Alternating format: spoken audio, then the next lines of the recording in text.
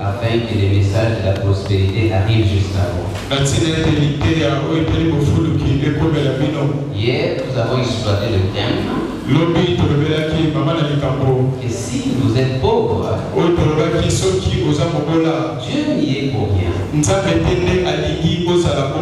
n'est pas la volonté de Dieu. Ce n'est pas parce que Dieu est capable. Ce n'est pas pour la condition pour aller au ciel.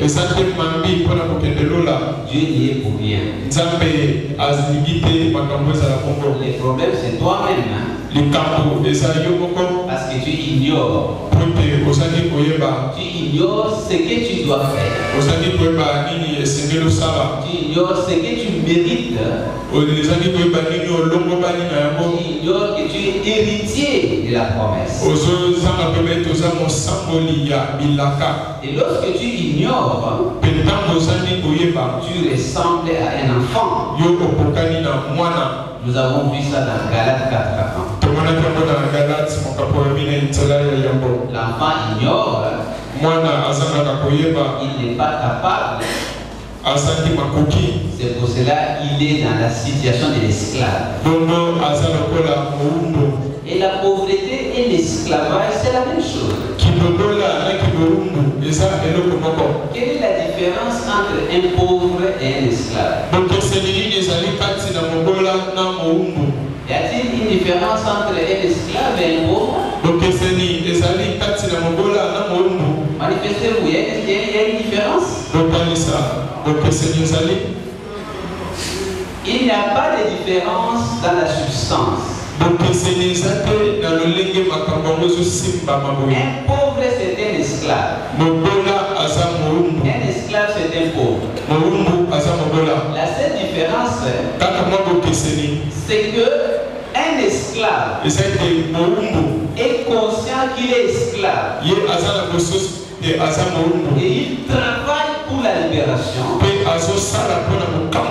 Alors qu'un pauvre, tout en étant un esclave, il ignore et l'accepte comme la volonté de Dieu.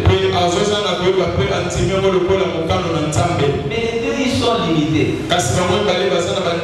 L'esclave ne peut pas manger ce qu'il veut. Le pauvre non plus ne peut pas manger ce qu'il veut. L'esclave ne peut pas obtenir ce qu'il veut. Le pauvre aussi ne peut pas obtenir ce qu'il veut. Il veut voyager mais il ne peut pas voyager. Parce que les pays n'aiment pas que les pauvres aillent chez eux. Ils refusent les visas. Et là-bas tu grandis là, tu meurs là.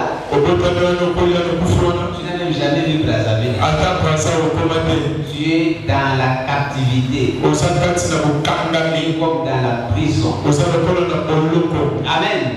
Mais Dieu va finir avec tout cela. Parce qu'il y a toujours un temps de libération. Nous sommes dans un temps de visitation où le Seigneur est en train de prendre le pauvre de la poussière pour devenir riche.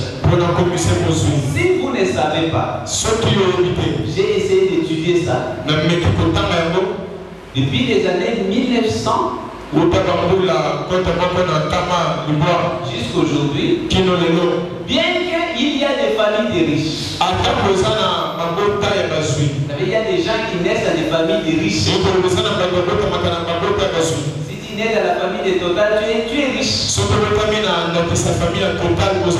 Parce qu'ils ont déjà des milliards. Mais le plus grand riche du monde, c'est toujours un pauvre qui est devenu riche. Ça, c'est une démonstration forte que n'importe quel pauvre peut devenir. Amen. Deuxième fait, nous devons savoir que les Juifs, qui sont les héritiers biologiques d'Abraham, sont parmi les plus riches du monde. Amen. Les Juifs, si tu vas à Jérusalem, partout où tu vas au monde, le plus grand gens riches, ce sont des juifs. On ne les voit pas parce qu'ils ne font pas des petites affaires. Ils sont plus au niveau des faire des boutiques, des magasins. S'il y a des juifs qui ont investi ici, peut-être que c'est l'actionnaire principal de Vodacom, on ne saura pas. Peut-être que c'est l'actionnaire principal de Standard Bank. Il peut même ne pas venir ici. Et cette entreprise arrive ici. Alors si les juifs sont riches,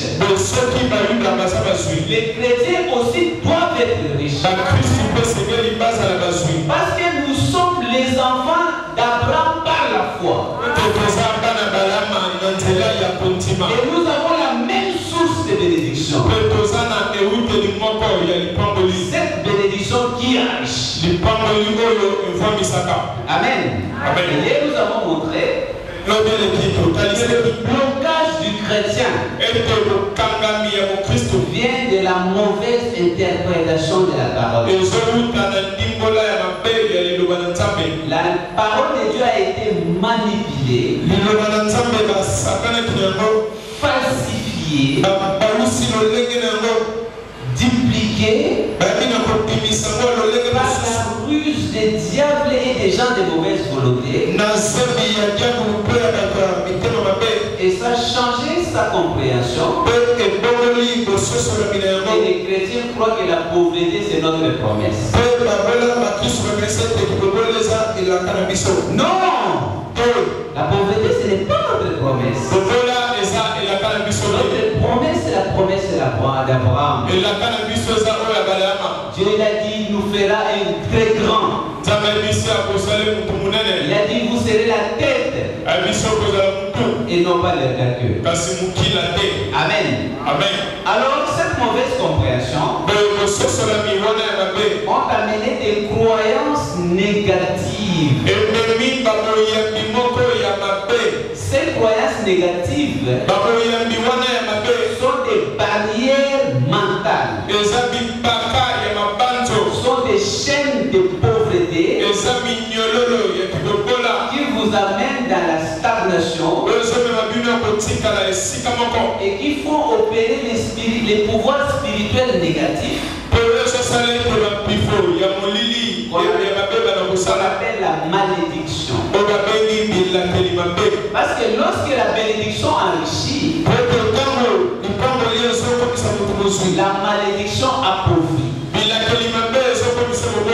Ce n'est pas le travail qui compte. C'est la loi derrière le travail. Lorsque tu es soumis à la loi de la malédiction, tu travailles beaucoup. La malédiction annule les résultats. Tu n'avances pas. Tu stagnes sur toi. Pourtant, lorsque tu es sous la loi de la bénédiction, tu travailles aussi. Parce qu'il ne faut pas croiser les bras. La main ne tombe pas du ciel. Tu travailles, mais la bénédiction fait que les résultats te font avancer. Amen. Parce que Dieu a dit la bénédiction de l'Éternel enrichit. Donc nous pouvons dire aussi que la malédiction appauvrit. Amen. On va voir quelques exemples de ces croyances négatives. Vous allez entendre les gens qui disent que nous prions. Nous croyons à Dieu. Nous croyons à l'abondance. Mais en réalité, ils croient plus aux sorciers qu'à la richesse. Amen. Je vois dans les églises quand on parle de la prospérité. Donc c'est les messages que Dieu m'a donnés. Un envoyé ne change pas les messages. Il délivre le message que Dieu lui a donné. Je ne dis pas que la prospérité c'est le plus important. Mais dans ce pays, Dieu a déjà envoyé des messagers pour la prière. Amen. Amen. Dieu a déjà envoyé des messagers sur la sanctification. Même pour le mariage. Il a dit que tout cela est déjà prêt. Mais là, il a envoyé un message sur la prospérité. Alors quand tu prêches la prospérité, Dieu qui va y rendre riche. Dieu qui peut rendre millionnaire. Dieu qui crée des richesses. Les chrétiens ne croient pas. Ils sont là en train de dormir. Ah,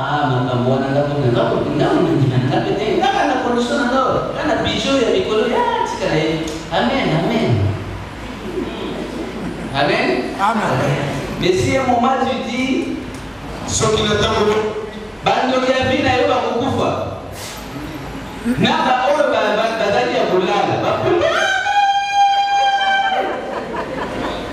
amen.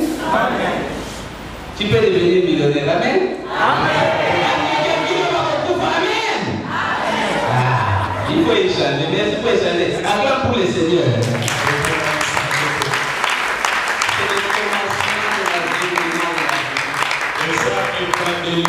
Les chrétiens ont trop donné le pouvoir au diable. Le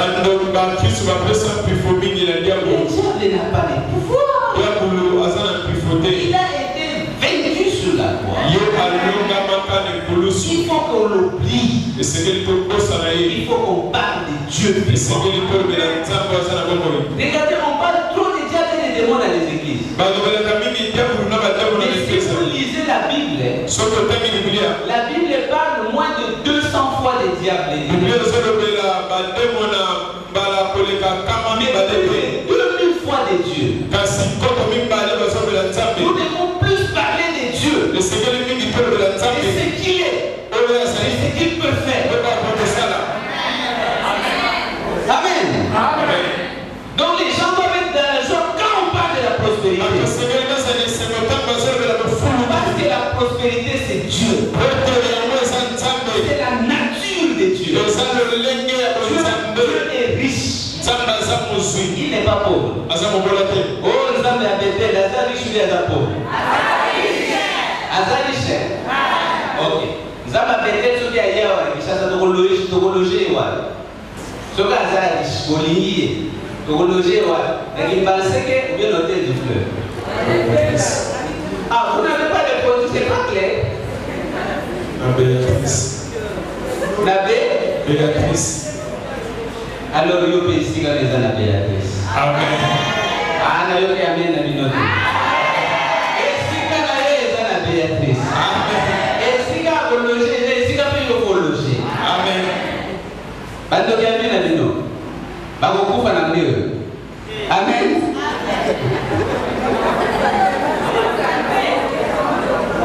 Les croyances négatives sur la richesse. On va dire l'argent ne fait pas le bonheur. Vous avez déjà entendu ça, hein? L'argent ne fait pas le bonheur. Lorsque tu crois comme ça, que l'argent ne fait pas le bonheur, tu cherches l'argent. Parce qu'il faut que la pauvreté te donne le bonheur. Et ce sont des pauvres qui parlent comme ça. C'est l'esprit de pauvreté. Il dit l'argent ne fait pas de bonheur. Mais s'il y a quelque chose qui les minimise, c'est l'argent. Et il a un petit problème. Il commence à payer les gens.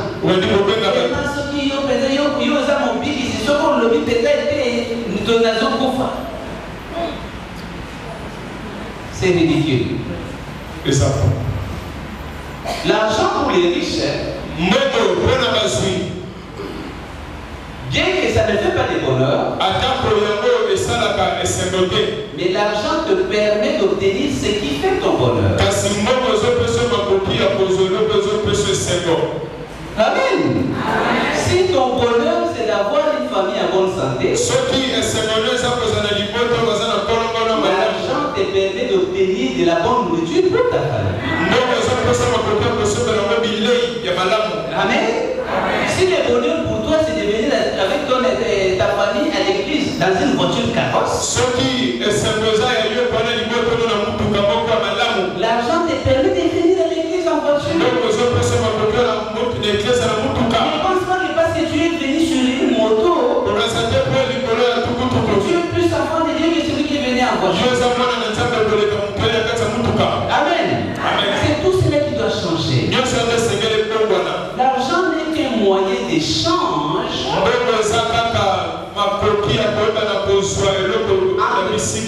entre le bien et les services. Au commencement, Dieu avait créé la richesse. Mais ce n'était pas sous forme d'argent. Dieu a créé les sables. Le sable, c'est la richesse. Les sables que vous voyez là, vous voyez ça qui ne sert à rien. Dès qu'il y a une personne qui veut construire, qui a besoin du sable, le sable devient une richesse. Amen. Et la Bible, on peut te vendre un véhicule de sable à $180. Amen. Est-ce que c'est toi qui as créé les sables? Tu n'as pris que les sables que tu avais créés depuis les jardins.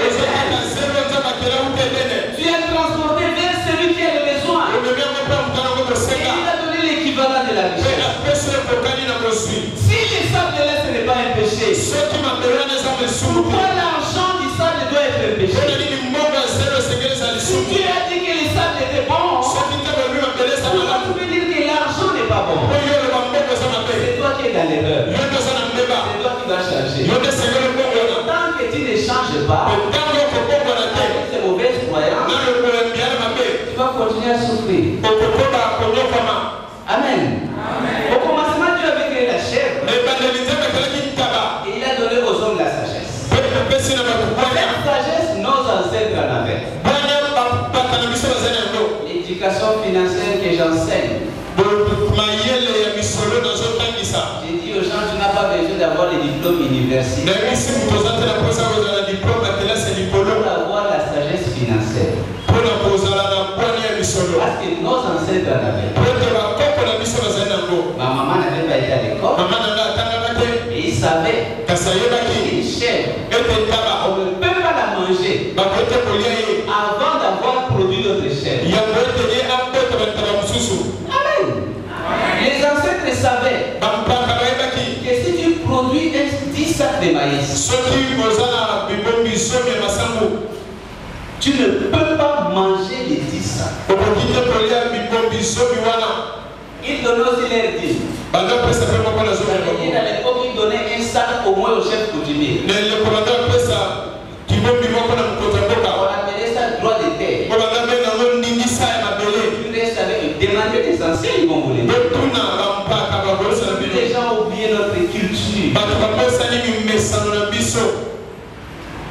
Et sur les 9 sacs, tu pouvais manger et vendre jusqu'à 8 sacs. Mais il y avait un sac qu'ils appelaient sémence. Tu ne pouvais pas manger ces sacs. Amen. Quel que soit le problème, ils savaient qu'on ne pouvait pas les manger. La sémence devait être conservée. Cette conservation, c'est ça qu'on appelle épargne. L'argent pour toi, quand tu as payé la dîme, 10% de ce que tu as gagné, tu dois aussi épargner 10%. Amen. Parce que cette dîme que tu donnes, c'est pour que Dieu bénisse ce que tu as épargné.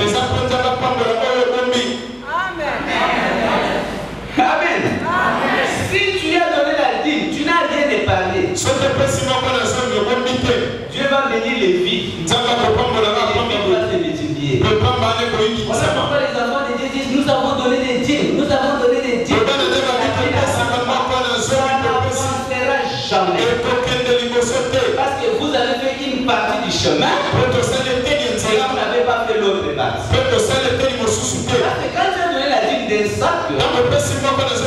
Maintenant va venir l'autre ça qui est resté. La saison prochaine, il va envoyer la pluie, il va envoyer les bonnes conditions, il va bénir tes semences, ça va se multiplier. Et ça va donner 10 autres ça. Et c'est ça qu'on appelle la prospérité. Alors les ancêtres appliquaient cette loi de génération en génération. Ils vivaient la loi de la prospérité. Et pour cela ils ont gardé la richesse depuis les temps d'Adam jusqu'aujourd'hui. Regardez, une personne pauvre, puisqu'il n'est pas allé au ciel, parce qu'il pêche contre la loi de Dieu. Je vais vous le démontrer pourquoi. Amen. Tout ce qui existe aujourd'hui, Dieu n'a créé ça qu'une fois. Et si ça existe aujourd'hui, ça peut dire de génération en génération. Les ancêtres l'ont conservé. Par exemple, les arachides, ils ont conservé. Quand ils conservent les graines, ça ne peut pas faire plus les 2 ans. Plus les 2 ans, ça va s'abîmer. Mais avant 2 ans, il faut s'aimer encore. Ça se multiplie et ça se réduit. Amen. Ça veut dire, je me dis, si aujourd'hui nous avons les arachides, parce que les ancêtres avaient conservé, il y a d'autres fruits que Dieu avait créés qui étaient délicieux. C'est tombé entre les mains d'un peuple qui ne devait pas attendre. Ils ont tout mangé. Ça a disparu. Amen. C'est ça aussi un pauvre. Un vrai pauvre, c'est celui qui consomme tout ce qu'il produit. Ça finit avant même sa mort. Quand il meurt, les autres doivent encore cotiser. Quand on lui dit plante un arbre,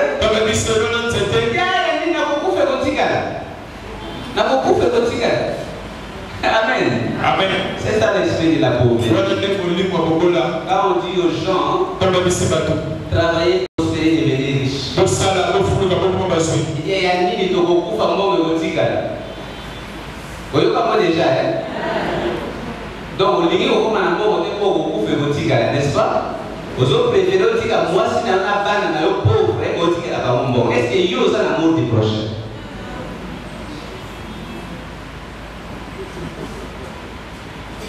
Amen. Oui, mais moi, je préfère mourir et laisser l'argent. Parce que je vais laisser les enfants. En plus, il faut savoir que quand tu es né, tu as trouvé qu'il y avait des maisons qu'on avait construites pour toi. Donc, si tu dois laisser les choses pour les gens, tu ne peux pas vivre que pour toi. Regardez, un jour, j'étais parti à une réunion d'affaires. J'avais rencontré un homme très riche. On est devenu très amis. Vraiment riche. Il peut investir dans un pays 500 millions de dollars. Mais il est vieux. Alors on était parti voir des concessions pour la construction. Mais il était très simple. Moi j'avais des réticences à entrer parce qu'il y avait des rosées dans la forêt. Mais il est entré sans gêne.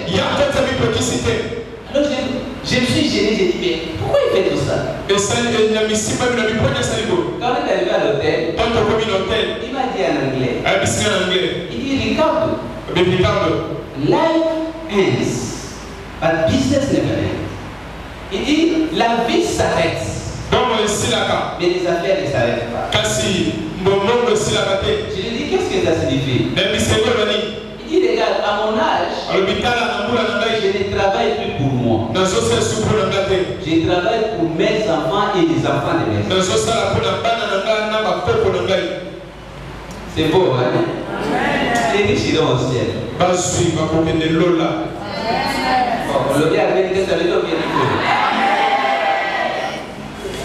Les riches iront au ciel. Alors quand je lui ai posé la la question, il me dit, mais quand tu es né, ce n'est pas les mêmes jours que tu as construit la maison. Ce n'est pas les mêmes jours que tu as fait la route. D'autres personnes avaient fait ça avant toi. Donc les droits aussi. De faire que ceux qui viendront après puissent bénéficier. Amen. Amen. Et toi tu te dis, ah bon, les gens ils ont bientôt. Amen. Amen. Comme pas de pauvre de venir déjà. Jésus revient bientôt. C'est ça la Libye, on appelle ça la Libye.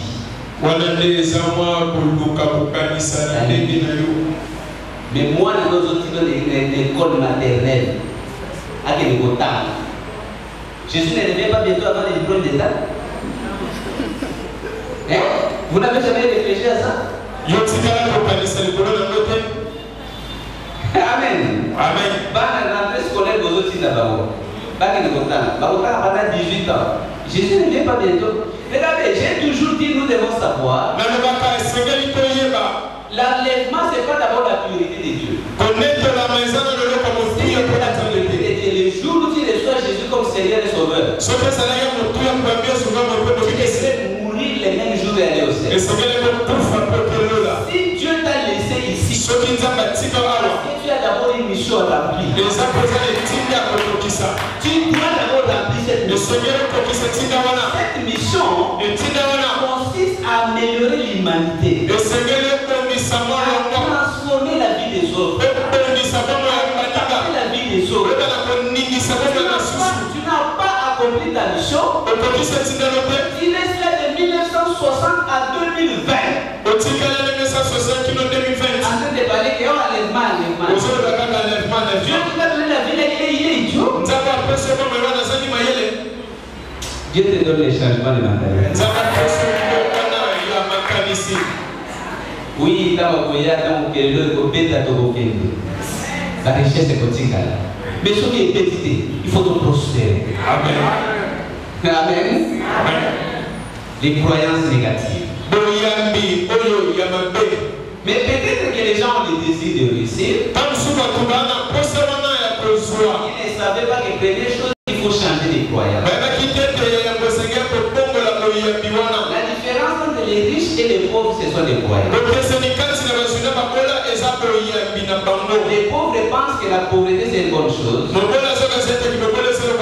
Les riches pensent que la pauvreté c'est un péché. Et il nous est donné selon notre foi. La foi des pauvres produit la pauvreté. La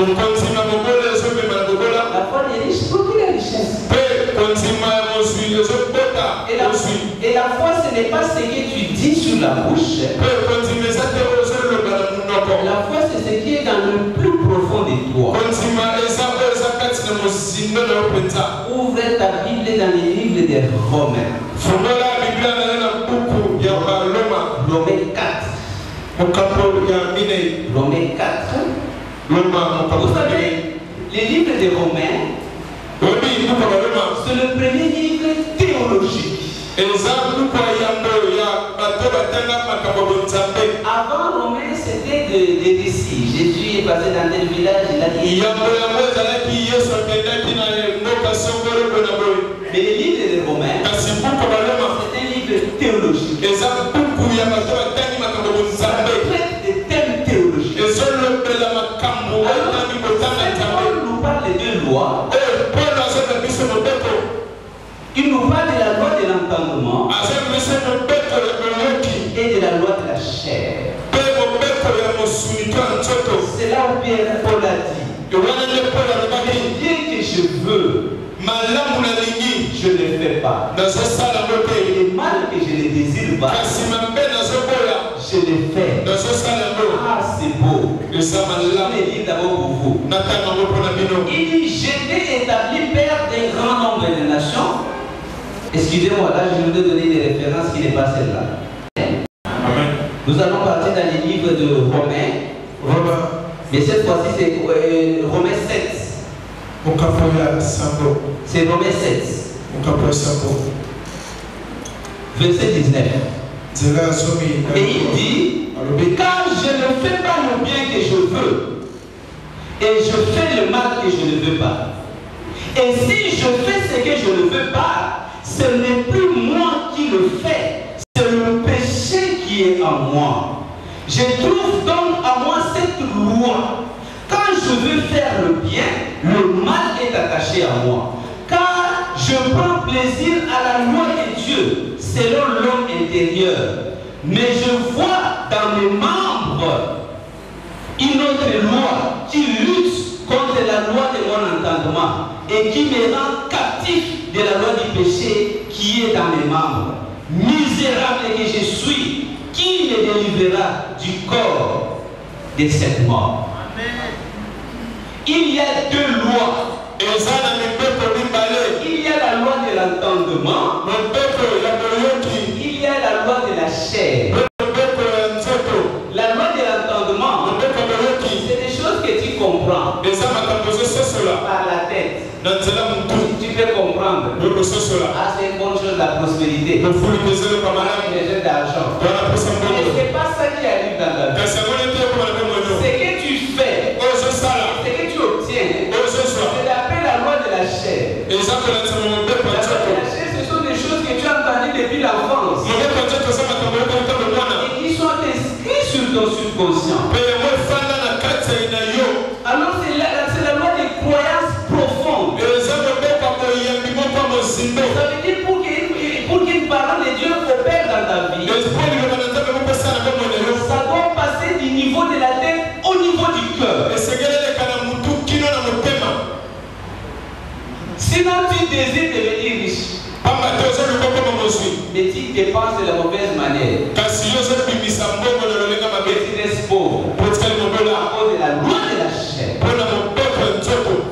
C'est pas question de pensée cognitive, de l'entendement.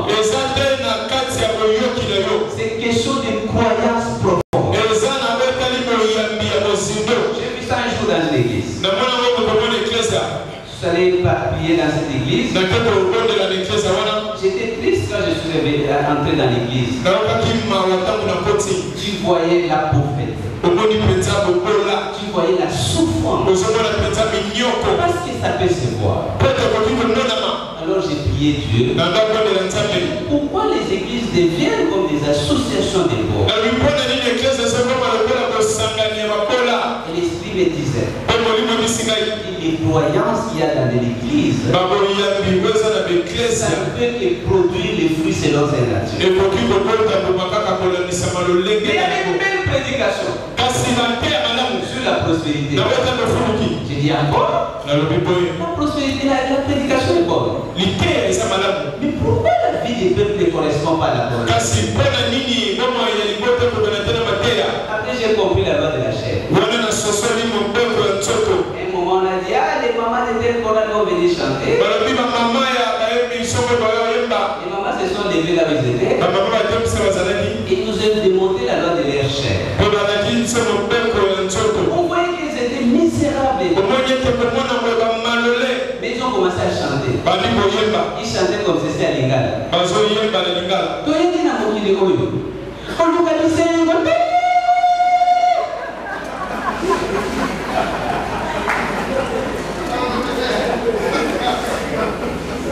Et en plus, ils chantaient avec joie. Voilà.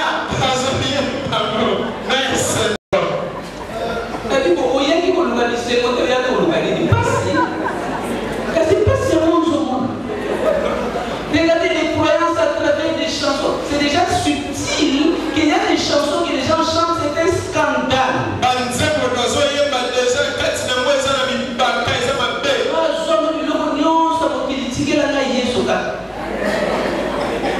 Mais quand tu les vois, tu te dis, mais c'est le souci qui faisait hier sauter de la Koufa.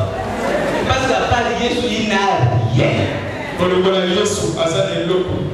Si le Père de Jésus a créé toutes ces richesses, toi tu les fais, toi tu es qui? Ça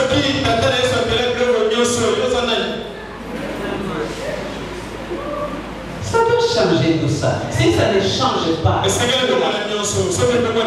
Dieu n'a pas comment nous bénir. Parce que lui nous donne selon notre foi. Amen. Amen. Amen. Maintenant, je vais être un peu plus pratique. C'est que nombreux sont en train de se dire, tout ça c'est bien. Mais moi, je gagne peu d'argent. Moi, je ne trouve pas d'emploi. Amen. Amen. Comment je veux faire pour prospérer? Alors, je vais vous donner des exemples simples. Comment l'intelligence financière m'avait permis de faire le premier pas. Parce que souvent le plus difficile c'est ce premier pas. Amen. Amen. Je croyais que pour progresser, il fallait chercher un crédit bancaire. Or, les banques ne donnent jamais de crédit à quelqu'un qui n'a rien. Et on reste bloqué. Où je croyais que un avion va tomber quelque part. Je vais courir là, je vais trouver une mallette avec de l'argent. Et les avions ne tombaient pas. Et je restais pauvre. Moi, je croyais que le gouvernement va distribuer les fonds un jour. Surtout quand on était jeune, on ne comprenait pas encore la démagogie. Quand un politicien parlait pour la campagne, je croyais que 6 mois après, nous avons dépassé l'Europe. Mais on attendait. Alors Dieu m'a fait expliquer une chose. Première loi pour devenir riche, c'est d'avoir un objectif d'abord. Tu dois avoir un objectif. Un objectif financier. Regarde bien, mais si tu ne sais pas ce que tu veux, Dieu n'a pas comment l'accomplir. Bartimée savait ce qu'il voulait. Il voulait la guérison. Amen. Amen. Le problème avec les chrétiens, ils prient seulement, ils n'ont pas d'objectif. Ou ils ont des mauvais objectifs.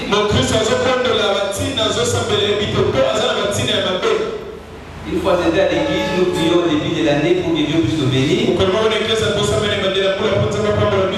j'étais à côté d'une soeur. Nous sommes en train de prier à haute voix. Évidemment, moi je suis en train de demander beaucoup d'argent que Dieu puisse bénir des projets. Il est là à mes côtés.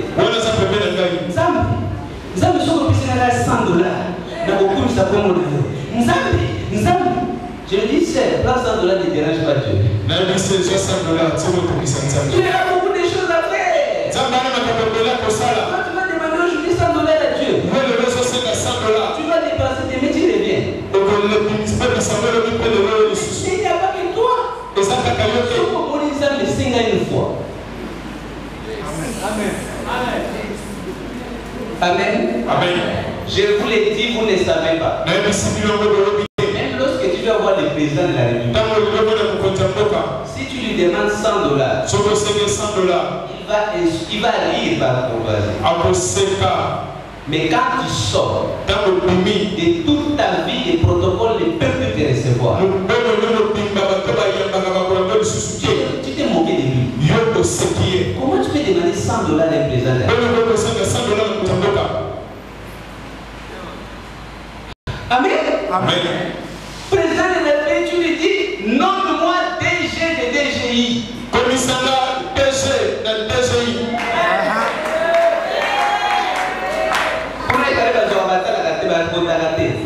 Alors, comme il a source au bas de l'immobilier, Amen. Amen.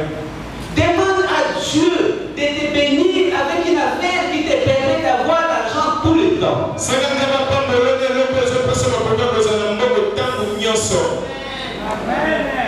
Il y a des gens qui fatiguent Dieu. Alors Dieu m'a expliqué la place de l'objectif. Il a dit, ne demande pas à Dieu beaucoup d'argent. C'est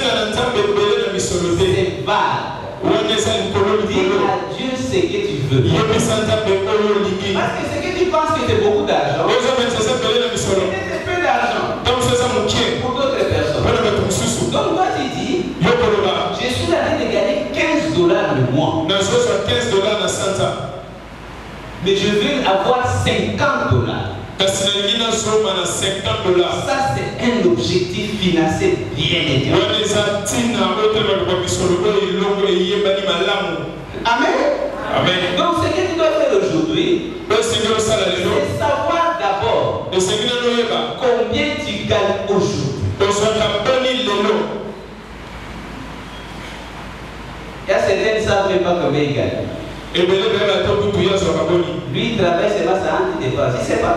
Mais tu dois savoir combien tu gagnes. Et après, tu fixes ce que tu veux.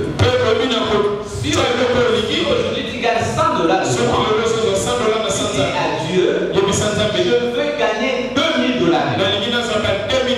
Nous sommes ensemble. Ça doit être plus grand que ce que tu gagnes. Amen. Des deux, il faut savoir. Ça ne doit pas arriver comme les miracles de la veuve de Sarepta. Que le même jour tu as $2000. La prospérité respecte la loi de la sémence. Donc il faut le temps pour que cela arrive. Maintenant quand tu travailles, la prospérité commence par le peu que tu gagnes. Même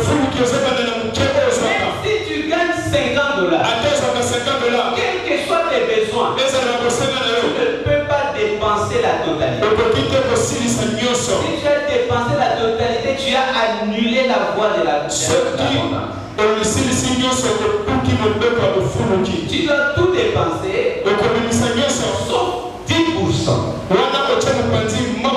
Même si c'est $5, il faut épargner.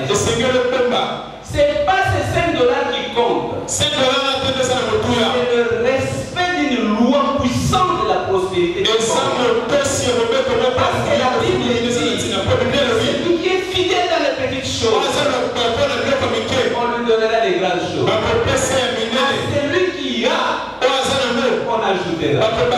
C'est une loi de qualification. C'est pas la quantité, c'est la qualification. Mais toi tu vas dire, ah, et on va en moquer pour lui. Ah, on va parler. Nous avons dit que l'Élan appartient à Dieu. Bien aimé, il y a deux choses. Il y a la production et l'utilisation. La production est importante, mais l'utilisation est beaucoup plus importante. Devenir riche n'a pas à voir avec la quantité d'argent que tu gagnes, mais avec ce que tu fais du peu que tu gagnes. Alors là, c'est la loi de l'épargne.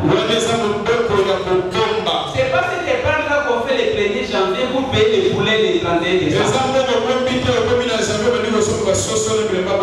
Ou bien au Dolobara, on ne sait jamais.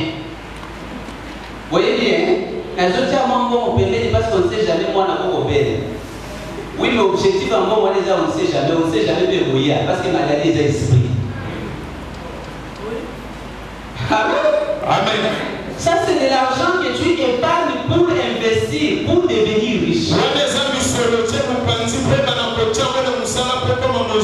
Et tu commences à faire ces épargnes.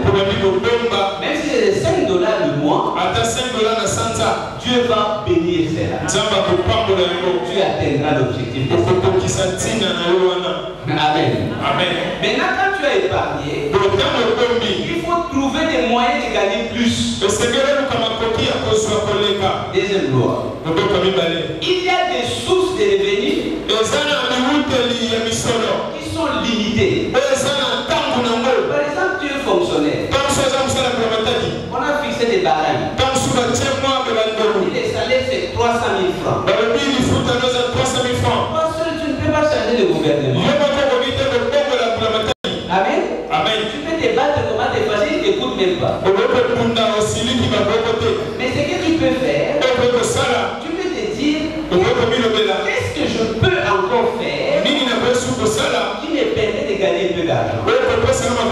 Et tu peux te rendre compte que tu as les talents pour faire les jardins. Après le travail, tu fais les jardins. Et si tu épargnes, tu augmentes cette activité. Ton jardin peut te donner plus d'argent que les salaires de la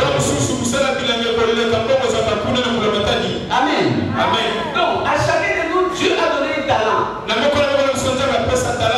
qui est talent, c'est ce qui s'abat. Ce qui s'abat. Ce qui s'abat. Pourquoi vous savez que c'est quand la taille est bonne, est-ce que vous savez déjà? Vous savez quand total. Parce que l'équipe va vous dire que c'est qui s'abat. N'importe quoi vous avez fait, c'est qui s'abat. Amen. Parce que c'est moi en gros. Il faut économiser et épargner cet argent. Amen. Amen. Maintenant, quand tu as épargné, il faut apprendre à bien investir.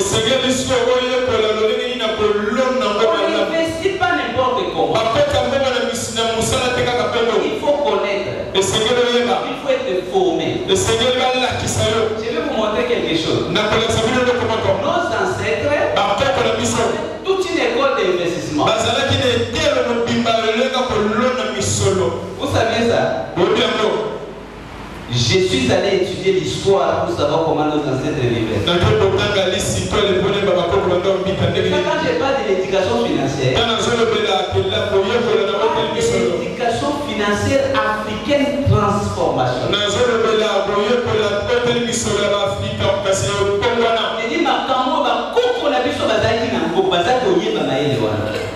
Comment il faisait? Quand un enfant naissait, à partir de 5-6 ans,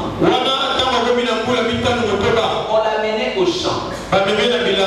Même s'il ne fait pas le champ, on le met sous l'ombre. C'était une école. C'est pour voir comment on fait le champ.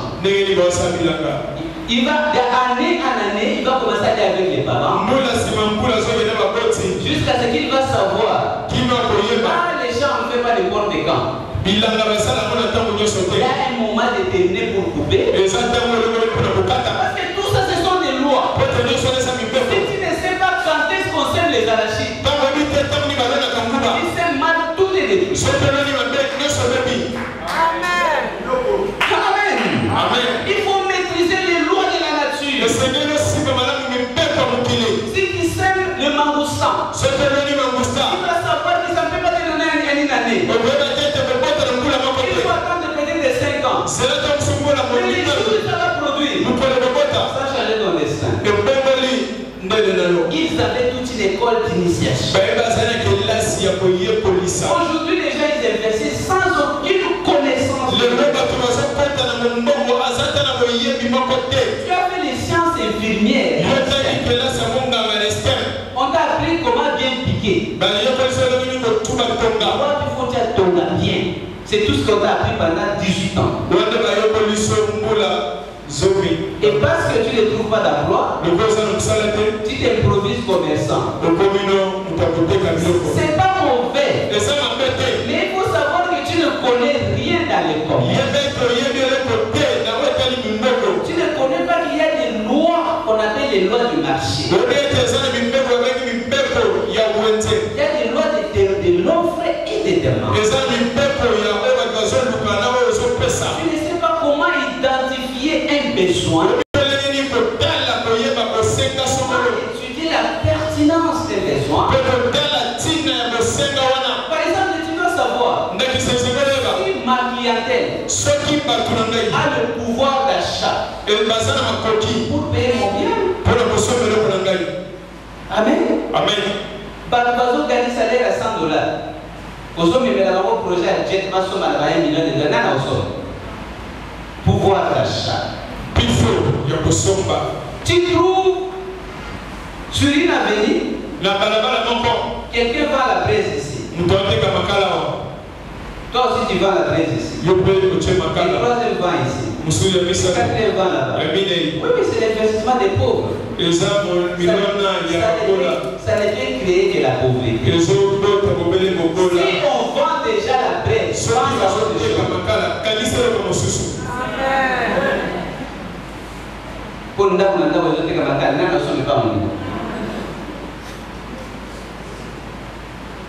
Amen. Amen. On nous dit, les frères, ils ont ouvert des boutiques, ça n'avance pas. Mais va voir là où il a ouvert la boutique. Dans un coin perdu. Deux personnes passent là par jour. Mais qui va te payer ça?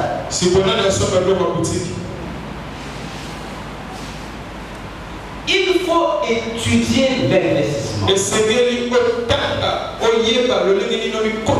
riches passent beaucoup de temps à étudier l'investissement. Si tu demandes un pauvre, j'ai l'argent, je vais investir. Il connaît dans quoi tu vas investir. Ah, il faut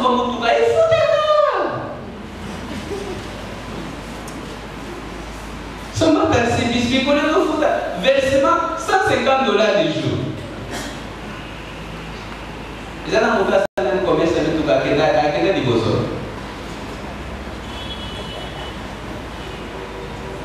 Tu vas oublier que les chauffeurs là, ce n'est pas un enfant de cœur.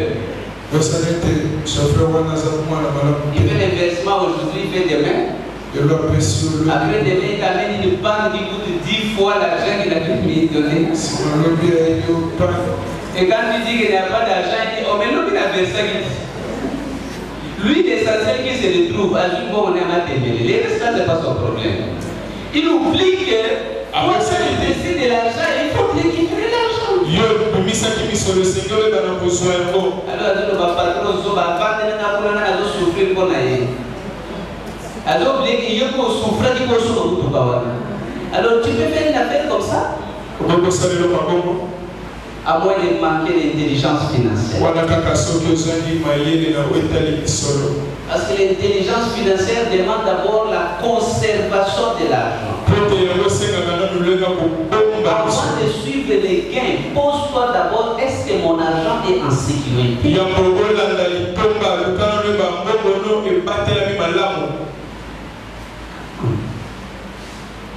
Mais quand j'ai appris ça, je savais comment investir $400 pour avoir 3500 $. Lorsque j'ai fait ma première boutique, avec $3500.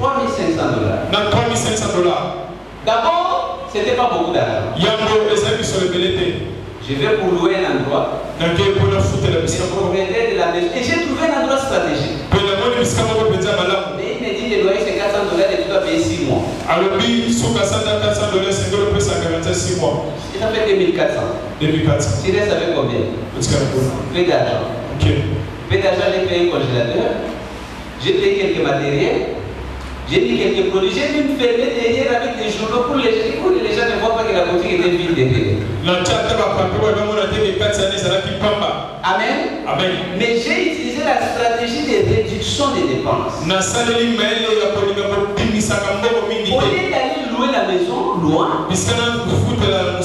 d'avoir les dépenses de la maison et les dépenses de la boutique. Derrière, il y avait un espace.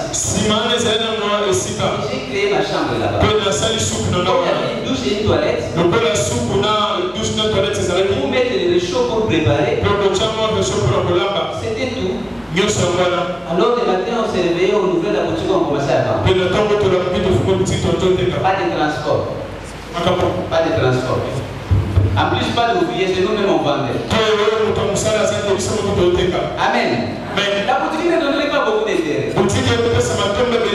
Je pense que par mois, ça ne faisait d'entrée que de $600. Mais on avait l'intelligence financière. Si on avait pris un employé pour vendre le produit, on pouvait le payer $200. Ça reste 400. Tu prends les transports aller-retour. $100. Et tu gagnes combien? Vous avez un bon loyer, on a $200. Après, on tourne à rond.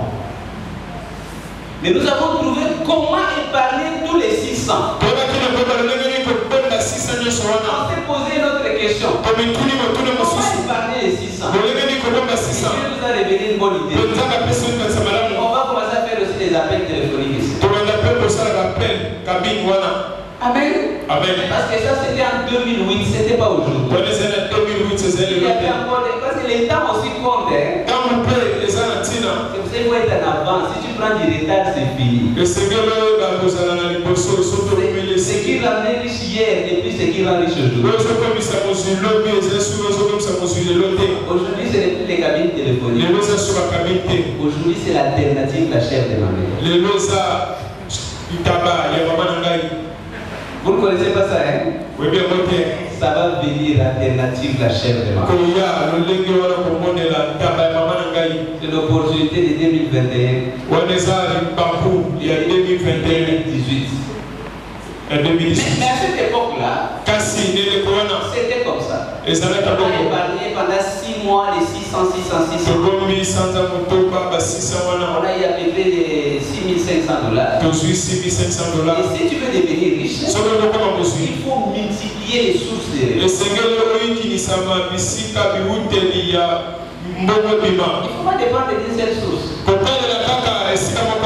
a encore investi dans un autre investissement mêlé. Et ça a commencé à nous donner des intérêts composés. Amen. Amen. Et on a renforcé l'épargne. À la fin de l'année, on s'est retrouvé avec $15,000. Au lieu d'aller louer des gens, on a continué encore dans cette boutique. Parce que quand plus tu as l'argent, plus tu as la possibilité de profiter des meilleures opportunités. Mais ici, qu'est-ce qui arrive? Quand quelqu'un a un peu de revenus, est-ce qu'il y a des panangaï? Quoi nangaï? Donc, ils ont quota, ils ont mela, ils ont kende, ils ont mela, ils ont kende. Oui, mais ils ont.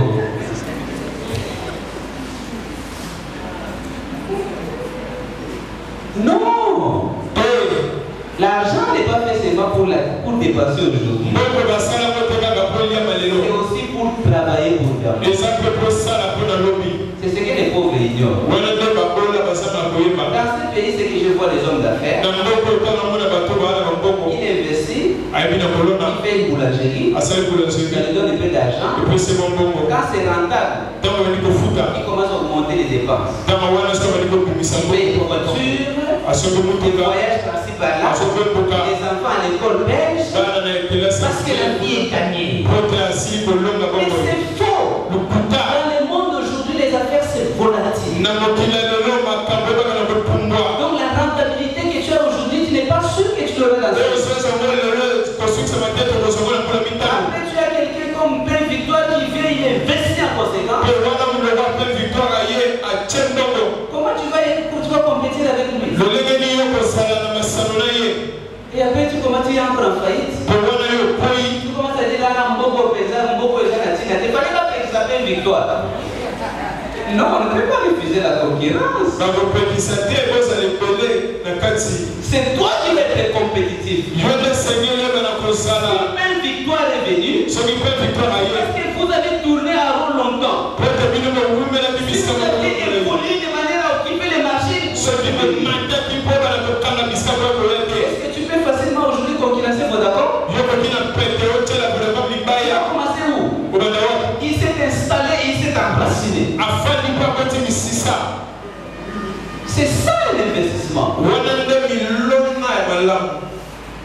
Et c'est ce que tu peux faire aussi. Épargne, investis de façon sage, mais diversifie. Va là où il y a les besoins. Ne cherche pas seulement les besoins autour de ton quartier. Peut-être que l'opportunité, ça se trouve là-bas au plateau de Batégué. Amen. Vous voyez les Indiens, laissez loin, je vous dis. Mais s'il ne trouve pas l'opportunité là-bas, il vient ici. S'il ne trouve pas Kinshasa, il va à Kenge. Il va à Kassamoul. Il poursuit là où il y a la clientèle.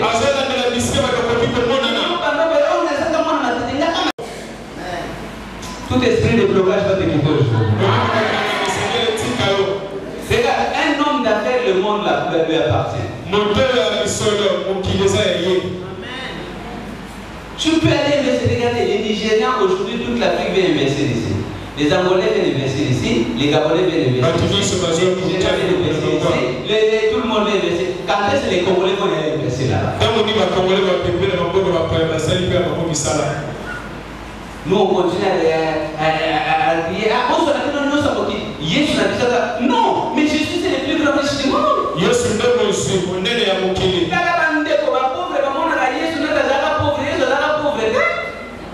Oh, on dit oh, Jésus c'est un pauvre. Jésus c'est un pauvre. Mouto a botani, yo pesa de boti de l'eau. Si on a Trump aye koka na yo, Macron aye koka na yo, est-ce que ça pauvre? Baton ba ya koka ba ya mako pamba. Yesu botama ba marche ba ya koka na yo ba mena oh. Alléluia. Oh, quand on a la Bible, les naïfs de papa, c'est ça la Bible non? Ba marche ba ya ba mema ba or, ba mema ba sang. Maintenant, donc, la richesse pour nous. Deuxièmement, que la richesse, c'est la capacité d'obtenir ce que tu veux. Comment la capacité, on a soutenu l'équipe à casse. On a soutenu besoin de bon modèle. Et là, tu donnes la droit. Par contre, il y a un bon modèle qui a préféré comme président des États-Unis. Salaire, la zone PCA, salaire des États-Unis, déjà, il y a un bon modèle au sommet de Katé. Donc, à notre travail, pour un bon avion, on a eu le président. Nous avons eu le président. Mais ce n'est plus l'argent qui compte. Même les sous bien. Amen. Il faut faire un niveau, on a besoin de bon côté. Il y a pas pour guérir gratuitement. Tu as la capacité, il y a pour guérir, pour faire si l'ingénieur est au Ricardo, homme d'affaires, on est pour guérir, pour faire un bon.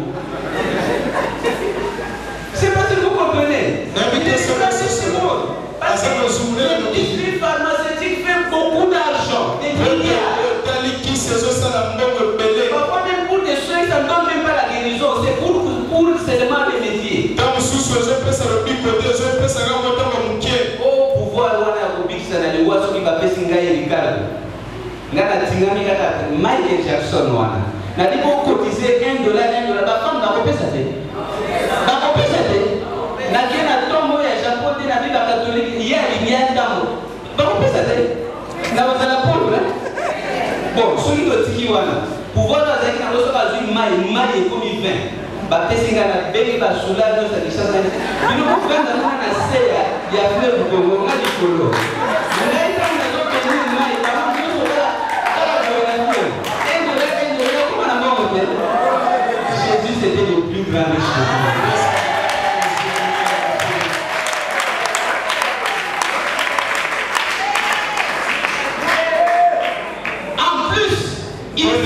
Il s'est fait pauvre.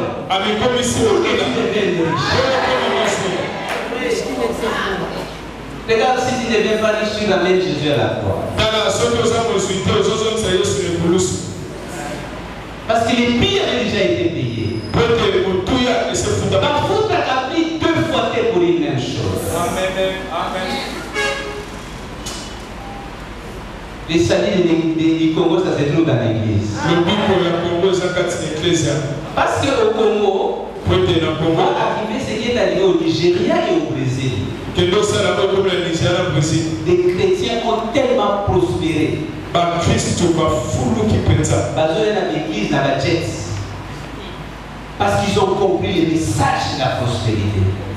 Dans le Congo, ils ont exploité les J'ai voulu étudier pourquoi. Parce que Badone va prêcher la prospérité, Badone va prêcher le temps au bel à Badamambo. Or, prospérité, on peut s'en vous serez béni. Et les gens donnent. Lui, il a dit qu'il a beaucoup d'argent et les gens ils souffrent. Il ne leur montre pas comment on va prospérer. C'est pas ça la prospérité. La prospérité, c'est montrer des principes que Dieu a établis. Ce sont des principes universels. Si tu croises les bras, tu n'es pas, tu ne travailles pas, tu ne seras pauvre, tu m'enrichis pour rien. Mais tu dois savoir le principe. Tu dois travailler. Tu dois resservir les autres. Et tu dois donner ta dîme. Mais tu dois aussi épargner pour investir. Et quoi qu'il investit, tu dois prendre soin de ton investissement. Et tu dois multiplier les investissements. Et au fur et à mesure que le temps passe, ta fortune aussi augmente. Aujourd'hui, je vois au Congo. Quelqu'un qui gagne $200 le mois. Il mange tout. La raison c'est quoi? C'est peu. Dieu fait grâce. Il commence à manger et à gagner $10 000. Il mange tout. Il aussi parce que c'est peu. On lui donne $4 000. Il paye 3 voitures. Il va jouer à la pompe. Parce qu'il veut tout consommer. C'est la pauvreté qui est dans notre Congo. Que Dieu fasse grâce que cette mentalité. Amen. Soyez bénis dans les noms de Jésus.